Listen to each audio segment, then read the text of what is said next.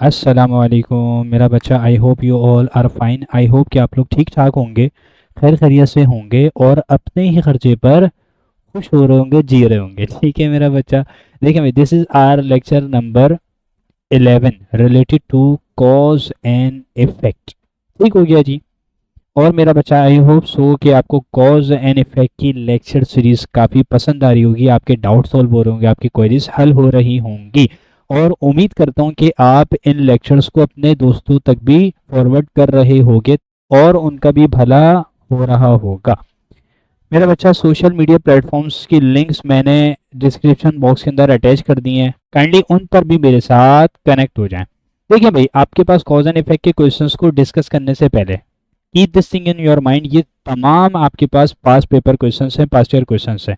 तो मेरा बच्चा, टेंशन लेने वाली बात नहीं है। अगर आपने इन लेक्चर्स को देख लिया, क्वेश्चंस को सॉल्व कर लिया, तो बासानी आप एग्जाम के अंदर इस टॉपिक से रिलेटेड क्वेश्चंस को क्रैक कर सकते हो। देखिए भाई, आपके पास ना कॉज एंड इफेक्ट के अंदर होता क्या है, इंपॉर्टेंट चीजें कुछ डिस्कस कर लेते हैं, उसके बाद क्वेश्चंस के ऊपर छलांग लगाते हैं। देखिए भाई, मैंने स्टेटमेंट एक्स पढ़ी, उसके बाद मैंने देयरफॉर लगा दिया, देन स्टेटमेंट वाई पढ़ी। अगर कोई सेंस बन रही है, कोई लॉजिक बन रही है, कोई रिलेशन बन रहा है, तो स्टेटमेंट एक्स मेरा कॉज हो जाएगा और स्टेटमेंट वाई उसका इफेक्ट, रिजल्ट, आउटकम और आउटपुट हो जाएगा। ठीक हो गया।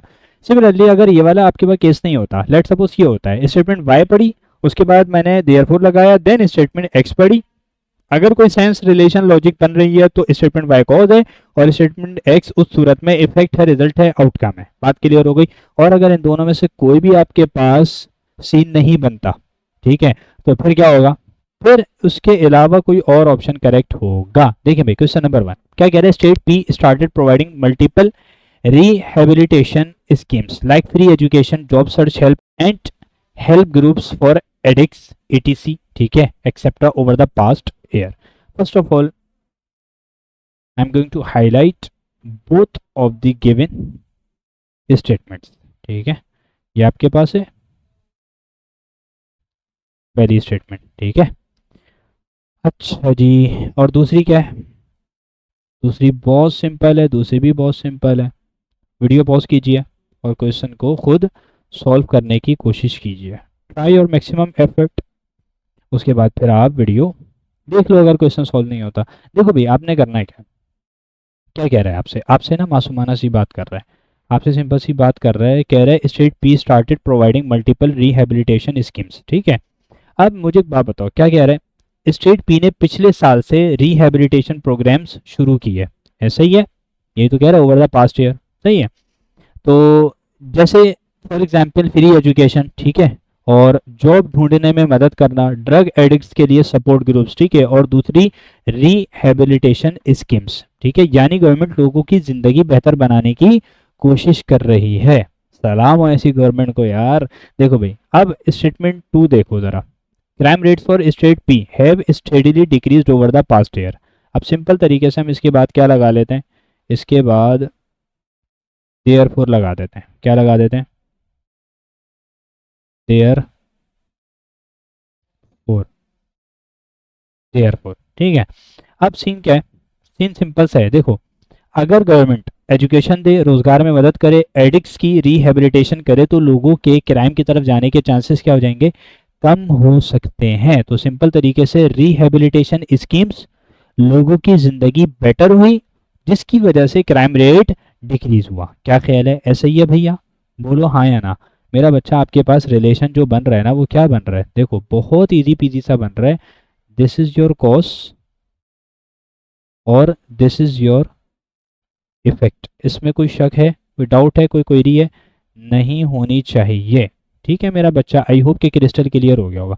भाई आपके पास पहली स्टेटमेंट कॉज है और दूसरा उसका, दूसरी स्टेटमेंट उसका इफेक्ट है, रिजल्ट है, आउटकम है। चलो अगर मैं तुमसे पूछता हूँ एक बात, आप इसका आंसर करना। देखो मुझे एक बात बताओ, क्या क्राइम कम होने की वजह से रिहेबिलिटेशन स्कीम शुरू हुई है, नहीं, ऐसा कभी नहीं होता। तो आपके पास सिंपल तरीके से इस क्वेश्चन का जो राइट पॉसिबल आंसर होगा मेरा बच्चा, वो क्या होगा, स्टेटमेंट 1 कॉज है और स्टेटमेंट 2 उसका इफेक्ट है। सिंपल तरीके से बात क्लियर हो गई। ठीक है, ठीक हो गया जी। Moving on to our next question of this lecture. Yes मेरा बच्चा, बहुत ही बच्चों वाला सवाल कर रहा है। क्या कह रहा है आपसे, मासूमाना सा सवाल कर रहा है, कह रहे Sara's productivity at work has significantly decrease over the past month. बात क्लियर हो गई? ये आपके पास सीन है। और और क्या कह रहा है?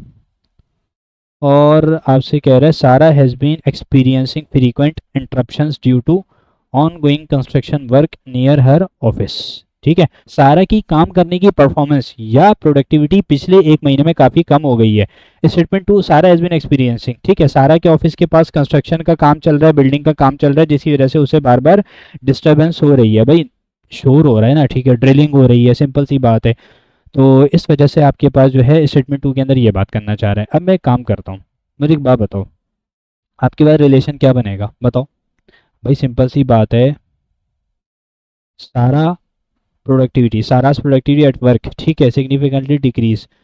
अब मुझे एक बात बताओ, अगर मैं इसके आगे देयरफॉर लगाता हूँ, भाई सारा के ऑफिस के पास कंस्ट्रक्शन वर्क चल रहा है जिसकी वजह से इंटरप्शंस हो रही हैं और उसका रिजल्ट क्या निकल रहा है, सारा की प्रोडक्टिविटी कम हो रही है। तो क्या ख्याल है, ये रिलेशन बन रहा है?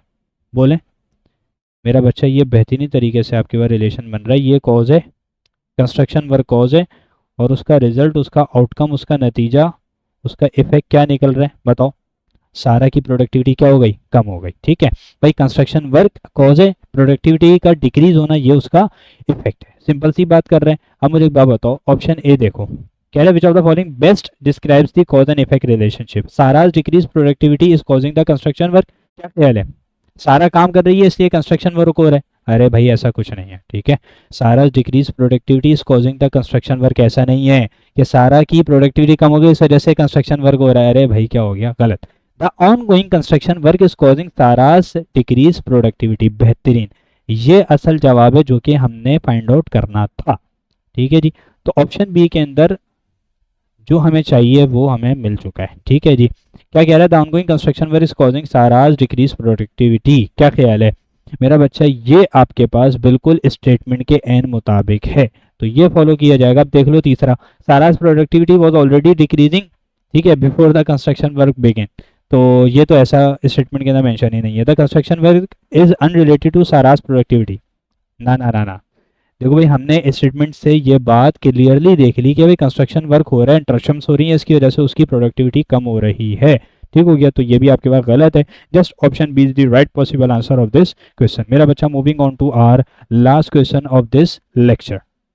यस मेरा बच्चा, देखें भाई, एक बात ध्यान में रखिएगा, जैसे आपको बेनिफिट मिल रहा है ना मेरा बच्चा, ऐसे अपने फ्रेंड लिस्ट के अंदर भी जितने भी आपके पास, ऐसे अपने कॉन्टैक्ट लिस्ट के अंदर जितने भी दोस्त यार है ना, सब तक इन लेक्चर्स को फॉरवर्ड कीजिए ताकि उनको भी बेनिफिट मिल सके। ठीक हो गया जी। अच्छा, there is a sharp decline in the production of oil seeds this year, एक ये बात कर रहा है। दूसरी आपसे बात क्या कर रहा है, कह रहा है the government had decided to increase the import quantum of edible oil. अच्छा, देखें भाई क्या सीन है, इस साल ऑयल सीड्स, यानी जैसे आपके पास सनफ्लावर होता है ना, कैनोला होता है, मस्टर्ड होता है, सोयाबीन होता है, ठीक है, उसकी पैदावार बहुत कम हो गई है। ठीक है, सिंपल सी बात है, ऑयल सीड से क्या होता है, एडिबल ऑयल बनता है, कुकिंग ऑयल बनता है, ऐसा ही है ना मेरा बच्चा। तो क्या कह रहा है, the government has decided to increase the import quantum of edible oil. Government has decided, ठीक है। अब मुझे एक बात बताएं, इम्पोर्ट का मतलब क्या होता है, बाहर के मुल्क से मंगवाना, ठीक है, और क्वांटम का मतलब क्वांटिटी है, मिकदार है, ठीक है, और आपके पास इम्पोर्ट क्वांटम क्या हो जाएगा, फिर मिला के ये हो जाएगा इम्पोर्ट की क्वांटिटी। ठीक है, गवर्नमेंट ने फैसला किया है कि कुकिंग ऑयल ज़्यादा क्वांटिटी में बाहर से इम्पोर्ट किया जाएगा। अब मुझे एक बात बताओ, सिंपल तरीके से इसका जवाब क्या होगा जब मैं इसके आगे देयरफॉर लगाता हूँ? इसके आगे मैंने देयरफॉर लगाया और फिर मैंने पढ़ा, बोलो, तो मुझे क्लियर हो गया कि ये क्या है, मेरा कॉज है, और ये उसका क्या निकल रहा है, बताएंगे ज़रा? ये उसका इफेक्ट निकल रहा है। भाई there is a sharp decline in the production of oil seed this year, जिसकी वजह से गवर्नमेंट ने decided to increase the import quantum of edible oil. ये बिल्कुल सेंसिबल रिलेशन है, बिल्कुल लॉजिकल आपके पास रिलेशन बन रहा है। भाई कंट्री में कुकिंग ऑयल की कमी हो गई, जिसकी वजह से क्या हुआ, गवर्नमेंट शॉर्टेज को पूरा करने के लिए बाहर से ज़्यादा एडिबल ऑयल इंपोर्ट कर रही है। बात क्लियर हो गई? बोले हाँ या ना, पल्ले पड़ रहे हैं हाँ या ना? ठीक है भाई, प्रोडक्शन कम हुई, शॉर्टेज हो गई, उसकी वजह से फिर इंपोर्ट ज़्यादा करनी पड़ी। ठीक है जी, तो आप क्या कहेंगे? आप कहेंगे statement one is the cause और स्टेटमेंट टू उसका इफेक्ट है। ठीक हो गया मेरा प्यारा बच्चा? तो ये आपके पास राइट पॉसिबल आंसर हो जाएगा। Option is the right possible answer of this question. बेटे this is all from this lecture. I hope कि आपको लेक्चर क्रिस्टल क्लियर हो गया होगा, बेहतरीन तरीके से पल्ले पड़ गया होगा। काइंडली अपना फीडबैक लाजमी दीजिएगा और इस चैनल को और इन लेक्चर्स को अपने सर्किल में भरपूर तरीके से शेयर अप कीजिएगा। जज़ाकल्लाह, अस्सलाम वालेकुम।